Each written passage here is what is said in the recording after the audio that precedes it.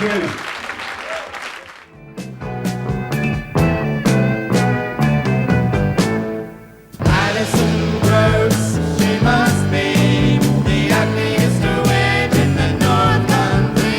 By 1975, many folk rock gigs had begun to resemble medieval theme nights,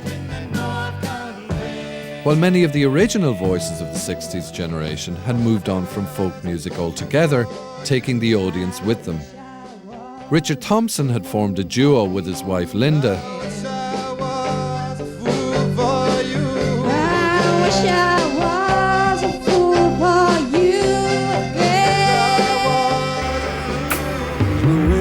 And John Martin was now rocking out with the best of them.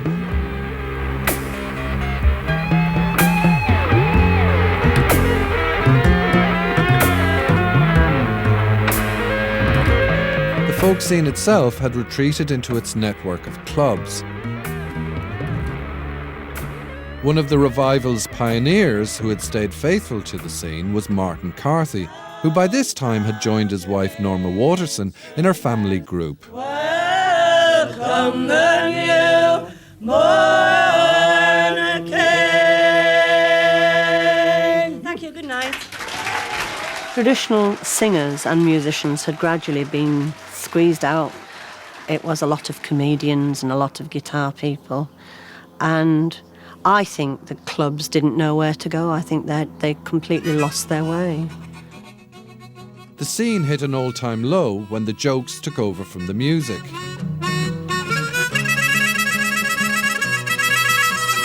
Got my tongue stuck in the bloody thing again.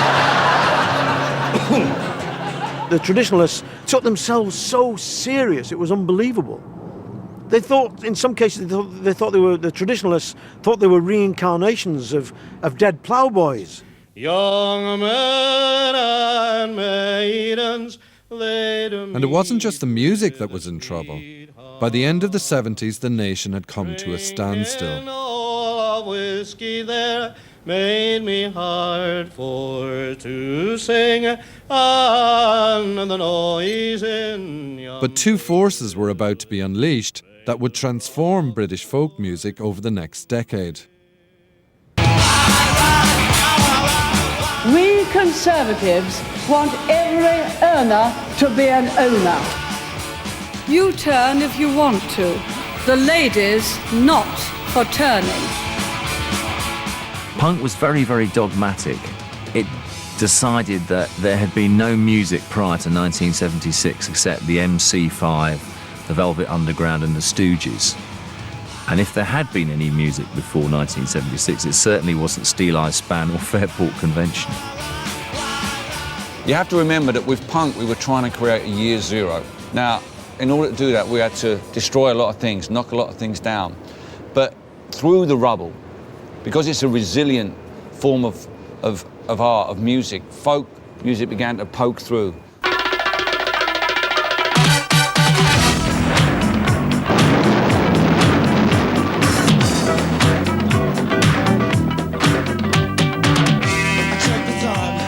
But this re-emergence would not be from the folk clubs, but from the unlikely landscape of the post-punk, style-obsessed London club scene. New romantic scene was starting. It was very make-up and synthesizers were coming in, and it was almost contrived. The bands in here, ignoring the accepted rules of synthesizer, pop and video, have turned to the radical new influences of country, rockabilly and Irish folk. And if you don't think that sounds very exciting, well, you haven't been to a live gig recently.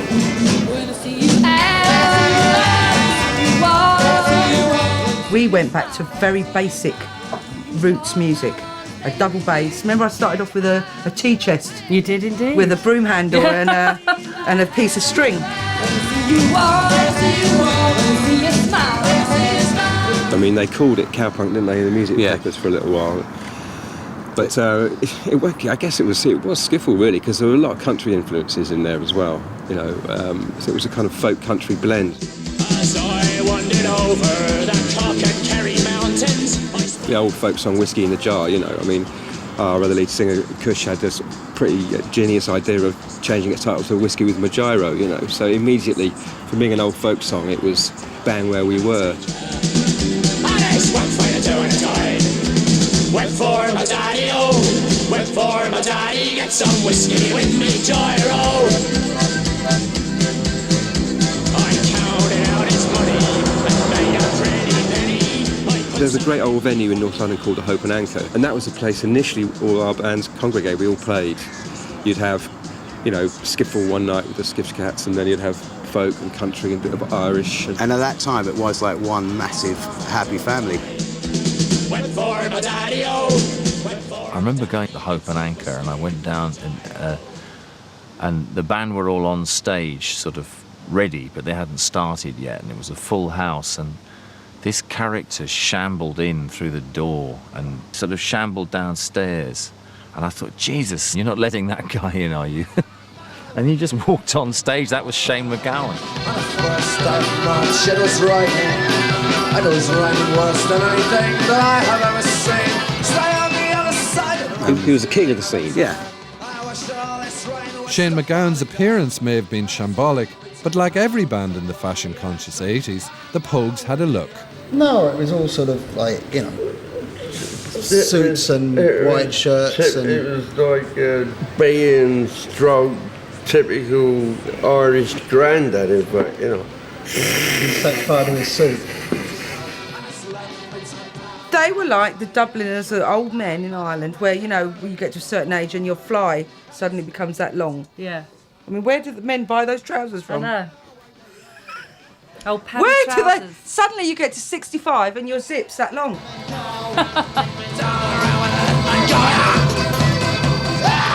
In a matter of months, the Pogues were attracting an army of refuseniks, fleeing the Club Tropicana world of 80s synthesized pop. All the nutters came out of the woodwork years ago, you know. And they're still coming out of the woodwork, you know. When I say nutter, I mean it as a compliment, you know. Word got round, you know, that we were a really good night out. I was where I can't push his digging, touch his purpose, such as touch and reach inside. We're swerving at the railway. I don't think anybody has ever been able to recast a tradition as well and as strongly as Shane MacGowan did with the Pogues. To take that great Irish tradition and just, you know, remake it without breaking it. There is no such thing as political murder, political bombing, or political violence. There is only criminal murder, criminal bombing, and criminal violence. When Margaret Thatcher decided to confront the IRA H-Block prisoners head-on, she caused another Irish folk singer to recast his tradition, but in a very different way. God sent Larkin in 1913. Back in the 60s, Christy Moore was a struggling ballad singer on the British folk club circuit and a devoted follower of Ewan MacColl, the communist architect of the folk revival. Now, 20 years later, Christy Moore and his band Moving Hearts heralded the return of the protest singer. They call it the law, I call it apartheid, internment, conscription, partition and silence. It's a law that they make to keep you and me where they think we belong. They hide behind steel and bulletproof glass, machine guns and spies. At that time, nothing could be said about Sinn Féin or Provos or anything to do with that area. It was like shutters down. No time for love if they come in the morning. And I can remember that feeling about the hunger strikes and the dirty protests and all that kind of stuff. It was all like, oh no. It's just such an unpleasant and such a downer, you know. But there it was. And we sang about it. They suffered the torture, they rotted in cells, they went crazy, wrote letters and died. There can be no question of granting political status. I just hope that anyone who is on hunger strike for his own sake will think fit to come off hunger strike, but that is a matter for him. Justice is given by well-mannered folks. I greatly respected the position that Christie took over that, because he laid himself on the line. He said, this is what I believe, this is what I think. No time for love if they come in the morning, no time to show tears of her fear. The influence he had was